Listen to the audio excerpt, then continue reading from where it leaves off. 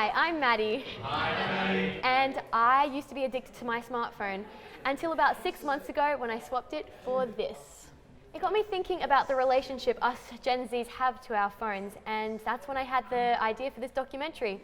I want to try and find out if our smartphones are doing more harm than good when it comes to our connection to the world around us.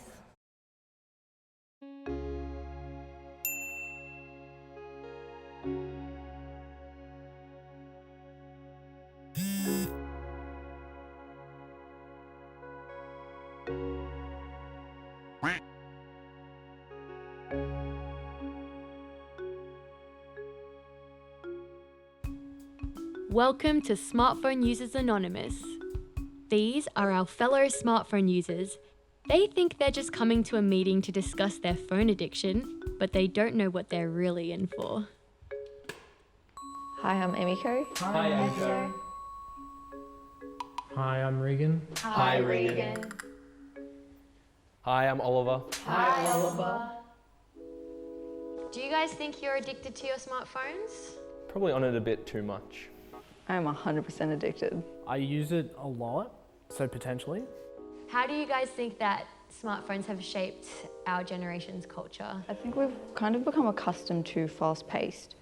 Maybe it overwhelms us and we just want to have something that does the thinking for us, which is our phone. A lot of our generation has anxiety and depression and that kind of stuff. Social media and that is kind of an escape. It shows a lot of ideals, and so people will appear like they have that life, but they could be really suffering behind the scenes.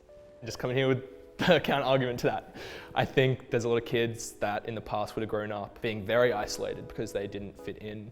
I grew up not knowing about different kinds of sexualities and things like that. And social media has provided this community where people can meet people online that they do identify with, and it does make them feel validated. So what do you think are practical uses for your phone? One of the biggest panics that I've had is my phone run out of charge and having to figure out how to get home. And isn't it weird though that people caught buses before they had smartphones? How did they do that? How did they know where they were going? So the challenge I'm setting you guys is to go without your phones for 24 hours. What are you guys thinking right now? Think if I had, some time to prepare, it would be all good. If it was from now, I can't go on my phone, I would struggle.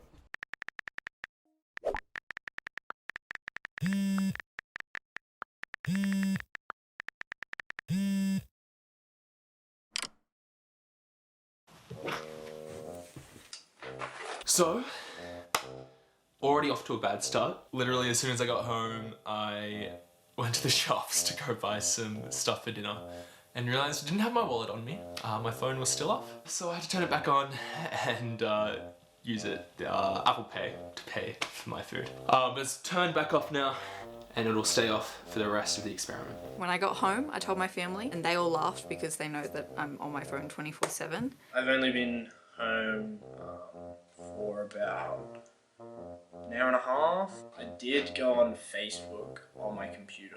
I tried to go on Instagram on my computer, but I needed a verification code from my phone. How do I plan to stay off my phone for these 24 hours? I've got a book. I'll go grab it.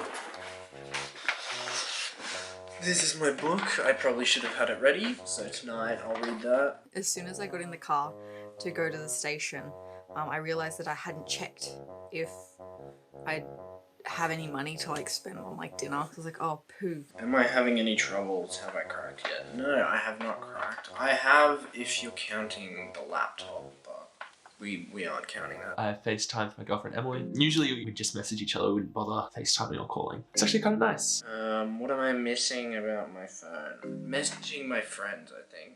I don't know, just scrolling. Just time wasting. This is when I'd probably head onto TikTok and just keep scrolling until I fell asleep. And that's also what I'm not missing. I'm not missing the time wasting aspect. I've had experiences in the past of getting really bad phone calls from friends and family, with bad news, emergencies and that kind of stuff. So I don't know, I feel like I've developed some kind of paranoia that that's going to happen, and so I need my phone on me. I can bring that up with my therapist.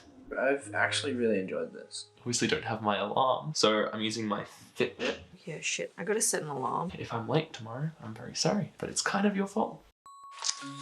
Maddie is actually waiting for me downstairs because I slept in so much. My alarm didn't wake me up, but I had a really nice sleep last night. We organised yesterday for Anthony, the cameraman, to come and pick me up, and he can't message me, obviously, when he's here, so we just have to hope that everything's all good and he'll be here on time.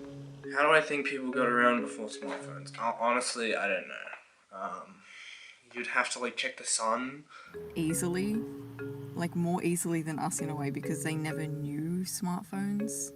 I think people knew where they were. They were more aware of it, because without maps and anything, they actually had to look at a map. Maddie's coming to pick me up. So without her, I wouldn't even be at the shoot. So, how do you think this experience has changed the way you'll use your phone going forward? I don't reckon I'll change. They always ask these things at the end and like, how do you think? And I'm like, I know me, I'm not gonna change. What do you guys think is the answer to finding balance when it comes to using smartphones? I think it's a personal thing that you have to figure out for yourself.